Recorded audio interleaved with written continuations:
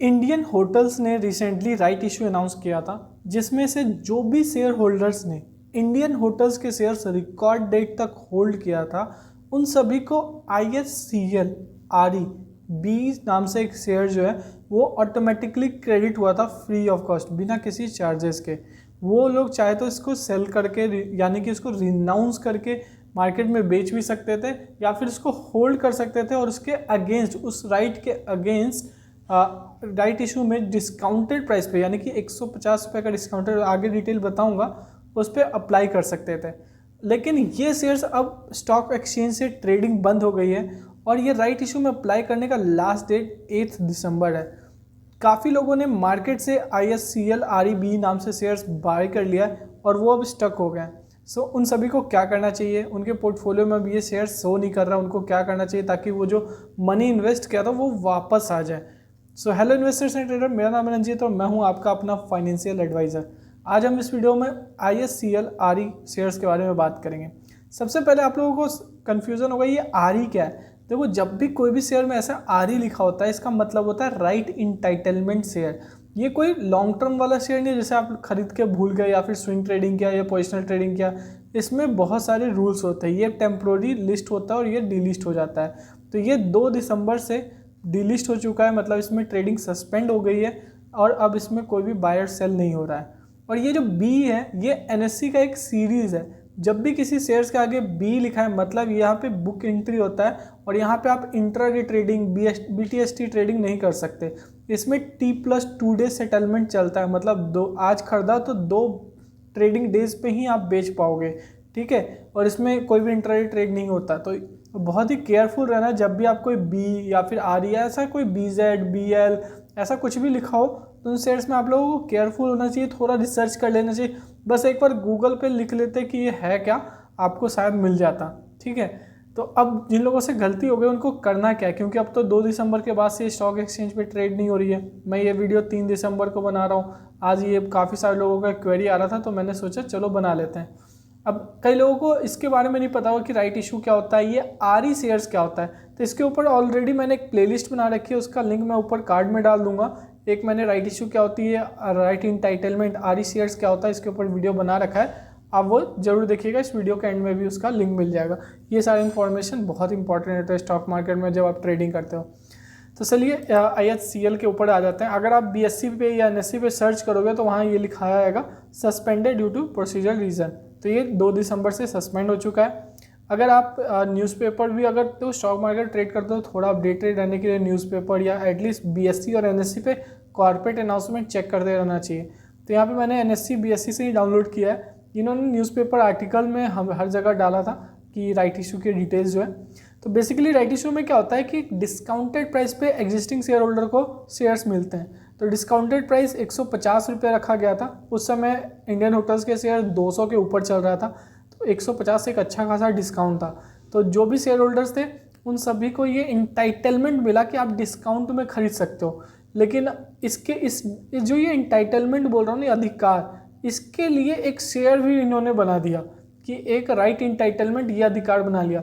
अब मान लो किसी को 150 में नहीं खरीदना, डिस्काउंट में नहीं खरीदना, उसके पास पैसे नहीं है, तो वो अपना अधिकार किसी और को ट्रांसफ़र कर सकता है।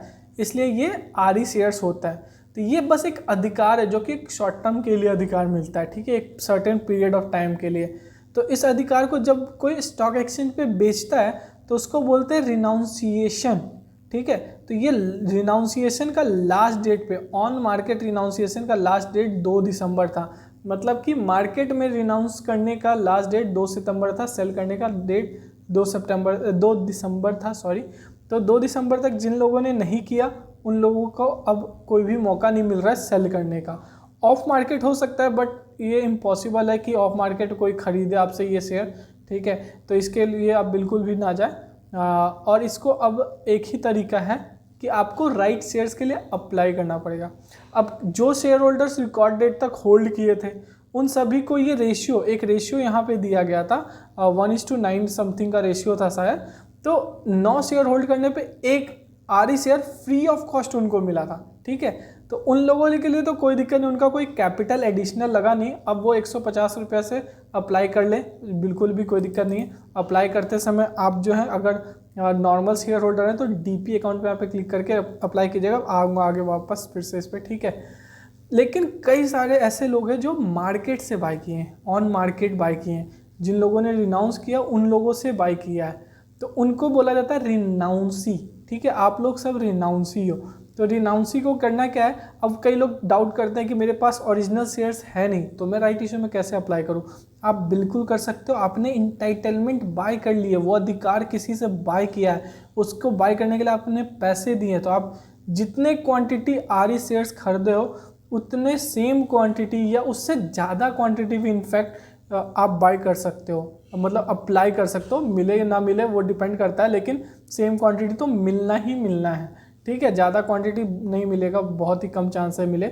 शेयर होल्डर्स को मिल जाते हैं कभी कभी 1-2 एक्स्ट्रा क्वांटिटी, ठीक है। तो यहाँ पे आप लोगों को क्लियर होगा कि आप लोग एज ए रिनाउंसी अप्लाई करोगे। आगे मैं आऊँगा कि कैसे अप्लाई करना है।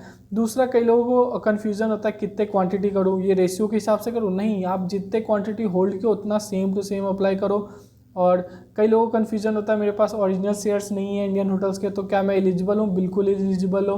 कई लोगों को ये डाउट होता है कि मैंने ये इंटाइटलमेंट बाय करने के लिए 30 रुपया, 40 रुपया, 50 रुपया मार्केट में पे किया है, मतलब बाय किया तो स्टॉक एक्सचेंज में दिया ना, तो क्या ये मेरा 150 से माइनस होगा? बिल्कुल भी नहीं होगा। आपको 150 एग्जैक्ट अमाउंट देना होगा। ये बस एक अधिकार था कि आप डिस्काउंट में खरीद सकते हो, ठीक है। इसके कैलकुलेशन के ऊपर भी अभी आऊँगा मैं, ठीक है। लेकिन अब डाउट आ रहा होगा कि कब तक और कैसे बाय करना है, अप्लाई करना है ये जो राइट इशू है। तो राइट इशू अप्लाई करने का लास्ट डेट है 8 दिसंबर। तो 8 दिसंबर से पहले मस्ट अप्लाई कर दीजिए। ऑनलाइन अप्लाई हो जाता है, जल्द से जल्द कीजिए। थोड़ा सा कैपिटल लगेगा लेकिन आपके पैसे वापस आ जाएंगे। अगर आप अप्लाई नहीं करते हो तो क्या होगा, तो ये जो भी आपने बाय करने में पैसे लगाए थे, किसी ने 30 में खरीदा, किसी में 40, आई थिंक 60-70 तक भी गया था, मार्केट क्रैश हुआ था तब ये भी क्रैश हुआ था। तो अगर जितने भी आपने कैपिटल लगाया वो सारा ज़ीरो हो जाएगा, वो मतलब लॉस हो गया, सारा का सारा लॉस हो गया। 8 दिसंबर के पास कोई रास्ता नहीं है, कहीं से कोई रास्ता नहीं है कि आप वापस ले सकते हो ये पैसा। तो 8 दिसंबर से पहले आपको अप्लाई करना ही करना होगा, ठीक है। अब देखो, अगर आप अप्लाई नहीं करते हो तो ये आपका पूरा का पूरा जो कैपिटल है 30-40 जो भी है वो चला जाएगा। अगर अप्लाई करते हो तो थोड़ा बहुत तो मिल ही जाएगा, हो सकता है प्रॉफिट भी हो। मैं बताऊंगा कि कितना प्रॉफिट या लॉस हो सकता है। तो कई लोगों को यहाँ पे अप्लाई करने में भी दिक्कत हो रही है, अप्लाई कैसे करना है। अप्लाई करने के लिए सिंपल है, रजिस्ट्रार के वेबसाइट पे जाना होता है। लिंकिन टाइम इनका रजिस्ट्रार है, इनके वेबसाइट पे आप जाना, राइट इशू वाले सेगमेंट पे जाना, वहाँ पे इंडियन होटल्स का नाम आ रहा होगा, ठीक है। मैं नीचे लिंक डाल दूंगा, आप लिंक पे क्लिक करना। तो यहाँ पे इंडियन होटल्स का नाम सेलेक्ट कर लेना है, राइट इशू लिखा होगा यहाँ पे पूरा, ठीक है। उसके बाद अगर आपने एज अ शेयर होल्डर आप थे, आपको फ्री ऑफ कॉस्ट मिला है आरई शेयर, तब आप DPID सिंपल यहाँ पे क्लिक करके सारा डिटेल भर देना। लेकिन आपने अगर ये मार्केट से ये वाला शेयर बाय किया है तब आप यहाँ पे रिनाउंसी पे क्लिक करना, उसके बाद DPID डालना, पैन डालना, मोबाइल ईमेल सब डालना, ठीक है। और उसके बाद कंटिन्यू करना। उसके बाद जो भी आपका बैंक डिटेल्स है ऑटोमेटिक आ जाना चाहिए और उससे आप पेमेंट कर सकते हो, जो भी मेथड आप सेलेक्ट करके। ज़्यादातर नेट बैंकिंग से ही पेमेंट होगा, नेट बैंकिंग ही यूज़ कीजिए, ज़्यादा अच्छा मेथड है। अगर किसी को ये वाला मेथड यूज़ नहीं करना तो एक असबा मेथड होता है, जैसे IPO में असबा से अप्लाई करते हैं, उसके थ्रू भी कर सकते हैं। अगर किसी को उसके बारे में जानना तो कमेंट करना, मैं ट्राई करूँगा कमेंट में ही सॉल्व कर देने का, या फिर मुझे कॉल भी कर सकते हो, मेरा नंबर डिस्क्रिप्शन में दिया होगा। तो आई होप लगभग मैंने सारे क्वेरी सॉल्व कर दिए। अब एक मेन इंपॉर्टेंट क्वेश्चन आता है कि क्या प्रॉफिट होगा या लॉस होगा, ठीक है। तो इंडियन होटल का जो आज का जो लास्ट ट्रेडेड प्राइस है वो 193 समथिंग चल रहा था। मैंने थोड़ा मार्केट क्लोज होने से पहले स्क्रीनशॉट लिया है, तो लगभग 5% ऊपर भी था। तो 193 था। तो सपोज करते हैं कि जब आप अप्लाई करोगे तो आपको यही वाली शेयर्स जो है फुल्ली पेड शेयर्स आपको मिलेंगे। तो आपने अभी दिया इस पर 150 रुपया, मान लो आपने इसमें दिया था 40 रुपया, ठीक है। 40 में आपने ये आरई शेयर बाय किया था, तो आपका टोटल कॉस्ट 190 रुपीज़ हो गया। और यहाँ पे आज के डेट से अगर देखें तो अभी भी 3 रुपये 35 पैसे इसके हिसाब से प्रॉफिट हो रहा है पर शेयर। लेकिन मान लो कि ये टाइम लगेगा थोड़ा, अप्लाई करोगे 1 दिसंबर तक, फिर लिस्टिंग होगी, तो लगभग मान लो 15 दिसंबर तक ये लिस्ट होता है। उस समय ये इंडियन होटल का प्राइस 200 रुपया हो गया।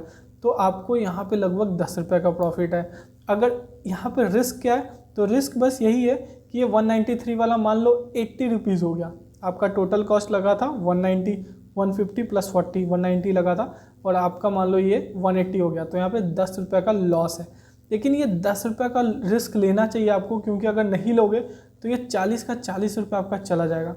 तो रिस्क टू रिवॉर्ड बहुत ही फेवरेबल है, मस्ट लीजिए, यहाँ पे प्रॉफिट होने के भी चांसेस हैं।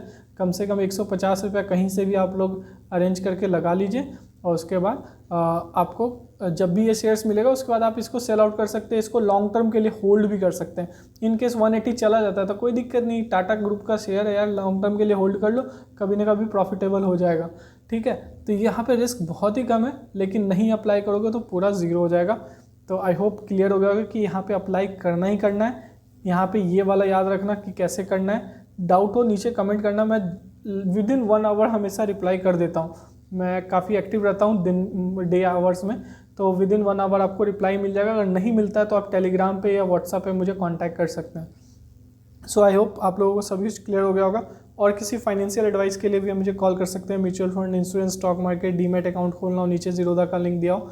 सो और किसी इस तरह के और भी कॉर्पोरेट एक्शन पे अगर वीडियो चाहिए तो नीचे कमेंट करना कंपनी का नाम। So thank you so much guys for watching this video. Happy investing and trading. I hope आप लोगों के डाउट्स क्लियर हो गए होंगे।